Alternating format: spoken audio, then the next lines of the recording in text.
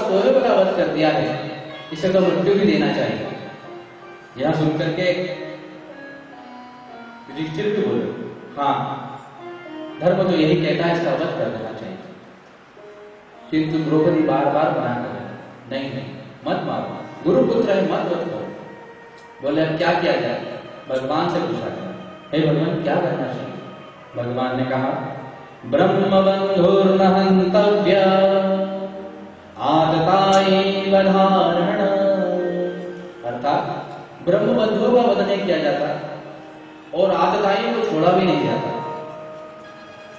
पूज्य विप्र सकल गुणहीना, ब्राह्मण कैसा भी हो पूजनीय है, उस पर हाथ नहीं उठाया जाता। अर्जुन ने बोला, भगवान आप तो दोनों बात बोलती कि ब्रह्म बंधुर्न हन्तव्य, ब्राह्मणों का वध नहीं किया जाता और आतताई बधारणा, आतताई को छोड़ा भी नहीं जाता। तो अब क्या किया जाए? एक तरफ कहते हैं कि ब्राह्मण इसे मत मारो, आतताई से छोड़ो भी मत, तो क्या किया जाए? भगवान ने कहा, मारो भी और छोड़ो भी। अच्छा ये कैसे करोगे कि मारेंगे और छोड़ेंगे? तब भगवान ने कहा, ब्राह्मण के लिए उसका सम्मान ही सब कुछ होता है। यदि ब्राह्मण का सम्मान चला गया तो मान लो उसकी मृत्यु होगी। एक दृष्टांत आता है, एक समय की बात है, हस्तिनापुर में युधिष्ठिर और दुर्योधन दोनों बैठे हुए। एक विचित्र घटना हो गई, 4 लोगों को पकड़कर लाया गया। महाराज ये चारों ने चोरी करी, मिलकर चोरी करेंगे, दंड दीजिए।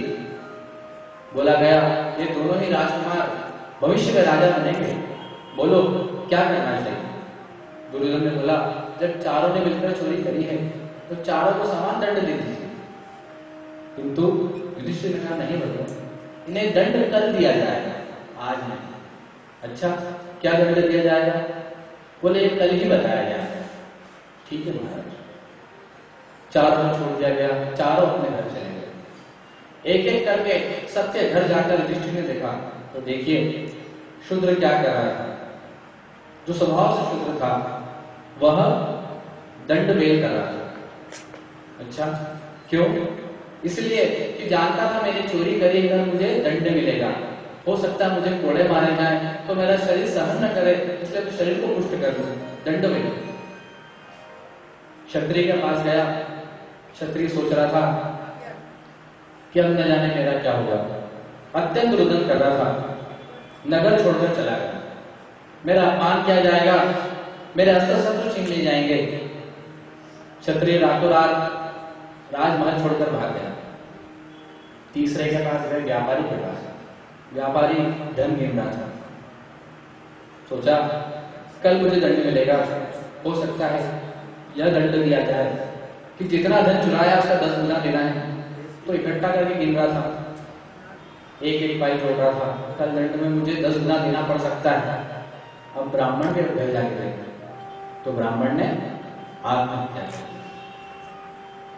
ब्राह्मण जानते हैं कि ब्राह्मण के पास सम्मान के सिवाय कुछ नहीं, स्वाभिमान के सिवाय कुछ नहीं। ब्राह्मण भोजन के लिए इतने किलोमीटर चले जाते हैं, भोजन करते हैं और आशीर्वाद दे जाते हैं, खूब कमाओ, खूब सुखी रहो, आयु बढ़े आपकी, यश बढ़े, विद्या बढ़े।